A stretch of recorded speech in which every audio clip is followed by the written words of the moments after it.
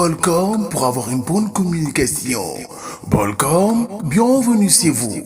waaw li ma indi woon si Diourbel tey Dakar laa njëkkee donc bi ma xëyee ce matin maa ngi woon Guédiawaye ndax depuis lundi ba vendredi man lañ joxoon travaux préfecture bu Guédiawaye bu Pikine commissariat bu Guédiawaye donc bi ma ko defee bëggoon a ñëw ce matin pour teewe liggéey bi waa gouverneur du palais ne ma mënoo ñëw parce que mënoo fee nekk def liggéey ba pare président di ñëw nga bëgg a ñëw donc ñu exiger ma woon ma xaar loolu moo taxoon ma am retard bi toog fa ba 12h 13h donc bi mu jeexee ci laa ànd ak sama équipe man il faut ma dem assister liggéey bi nga xam ne mi ngi am Diourbel mais plus particulièrement di am sama koñ et l'idée aussi li may wax c'est que man dama nekk direction générale cadre de vie ñu logé ko ci biir ministère de l'urbanisme des collectivités territoriales et de l'aménagement des territoires donc mënuma nekk ci biti nekk fa di fa ray sama bopp pour mu set ma mën a bàyyi sama dëkk amul cadre bi mu yellool de ce fait bi ma waxtaanee ak samay nit ñi nga xam ne ñoom laa liggéeyal fii ma leen di sant di leen gërëm parce que aussi dans le quartier nous avons des jeunes dynamiques je peux citer comme Lamou Modou Fall des gens vraiment à qui à chaque fois que je les fatigue ils sont là présents lu ma leen wax vraiment ñu sonn ci maa ngi Sénégal di wër mais Diourbel mooy sama koñ foofu laa dëkk donc lu ma bëgg mooy ndox mi nga xam ne maa ngi koy gis sama buntu kër ak ñax mi neexuma donc nañ jël des initiatives dëgg la lii liggéey bu rëy la ndax tey xëy na mënuñoo def lépp mais au moins yoon bi nga xam ne nit ñi dañ ko doon jël l'idée c'est que ñu defaraat ko ba nit ñi di ko mën a utiliser léegi le reste ñu jël avec waa ONAS ñu jéem a xool ak yeneen structures yi nan lañ mën a def ba liggéey bu ñu soxla ba fii set bañ a amati benn tilim ñu mën ci àgg.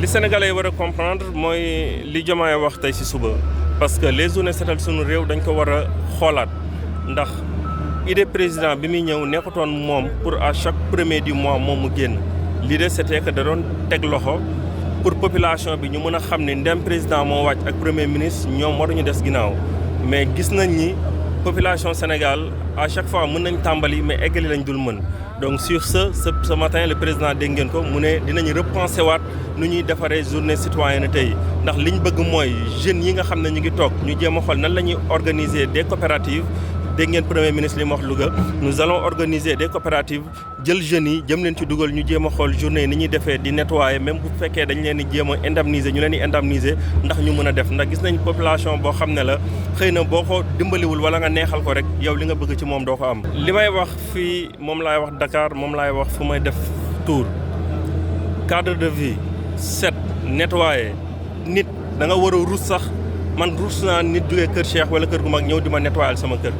ndax man mënuma am sama kër mu set biir këru ñëpp ñu set mais mbedd mi ñu ne non mbedd mbuur la ku nekk bu defoon sa kër ni mu setee sa buntu kër setee noonu quartier bi yëpp ay set quartier bu setee commune bi yëpp ay set commune bu setee région bi yëpp ay set région bu setee si on a 14 régions yu set on aura un Sénégal propre et vert donc loolu la ñuy xaar ci nit ñi donc genre opération yi man kontaan naa ci ndax gis naa ce matin ñëpp génn mais li ñuy def rek mooy lii bu ñu ko lancé liñ bëgg mooy fii ak 2 week-ends ak matériel bu fi nekk waa population yi di génn étape par étape dëgg la liggéey bu rëy la mënuñu ko def mais bu ñu defoon chaque dimanche wala chaque samedi ñu génn jël benn 1 heure de temps nettoyer 3 kër nettoyer 4 kër bu ñu ko defee yaakaar naa ni liñ bëgg ci xarkanamu Diourbel bu set daañ ko am. message bi may lancé mooy waa Diourbel réew mi changé na am nañ ay leaders yu bees am nañ ay nit ñoo xam ne gëm nañ dëkk bi la preuve man sama bureau du ma fa toog.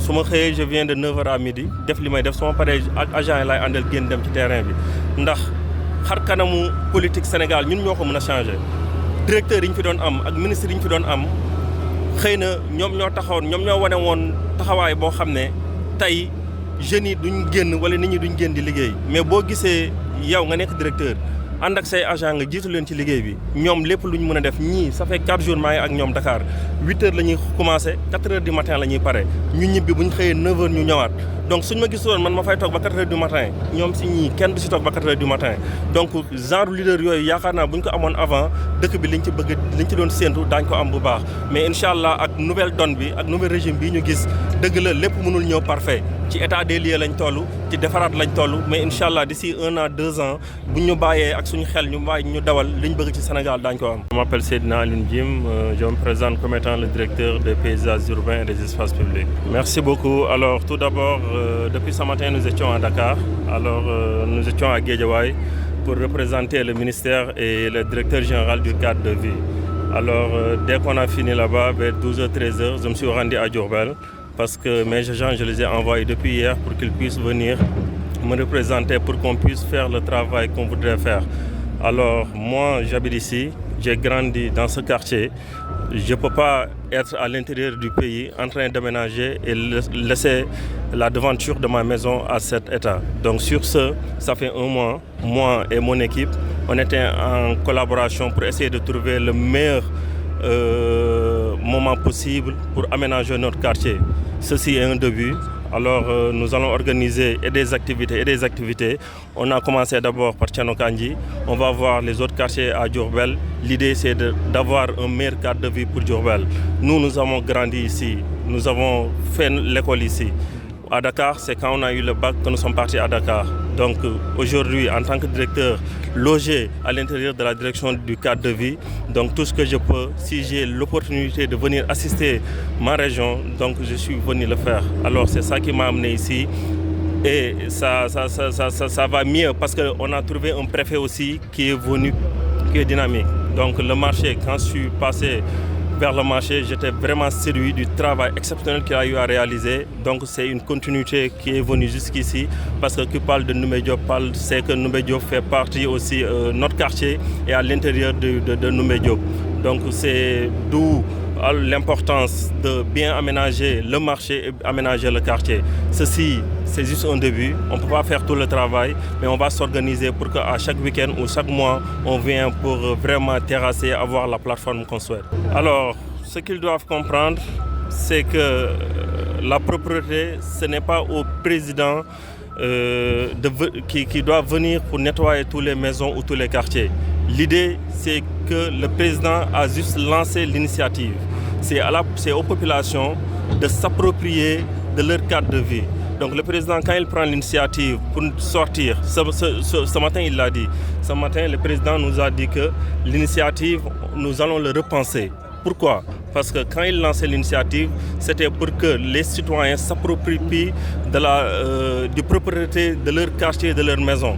Mais ce qu'on a trouvé, c'est souvent les ministères, c'est les agents, c'est les organisations, c'est les ONG, c'est les ECB, c'est eux qui sortent pour nettoyer. De ce fait-là, on est en train de repenser comment nos jeunes qui sont dans nos quartiers, qui n'ont pas de travail, comment on peut les faire pour les motiver pour qu'ils puissent sortir et faire le travail nécessaire qu'on attend. L'esprit, ce n'est pas Diourbel soit sale demain. L'idée, c'est qu'on commence une activité, c'est que Diourbel soit propre.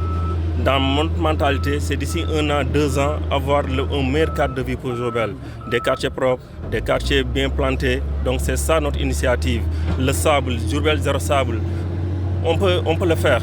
À Thiès, nous avons vu des quartiers qui sont devenus maintenant comme Dakar, qui sont très propres. Pourquoi pas Diourbel? Donc sous cette initiative, nous avons démarré par ici et nous allons faire le tour de Diourbel pour avoir le meilleur de Diourbel qu'on rêve toujours. Là, moi, je remercie la population parce que ce matin, on m'a envoyé des vidéos. J'ai vu tout le quartier sortir. Le seul problème en est que souvent, on n'a pas de leaders qui lancent des initiatives. Et moi, c'est peut-être ce que j'ai fait. Je suis venu, j'ai lancé une initiative. Demain, un autre jeune qui habite dans le quartier peut sortir et lancer une initiative. Et de ce fait, si on pérennise ces genres d'activités, je pense que d'ici 2 ans, 3 ans, on ne parlera plus de salubrité.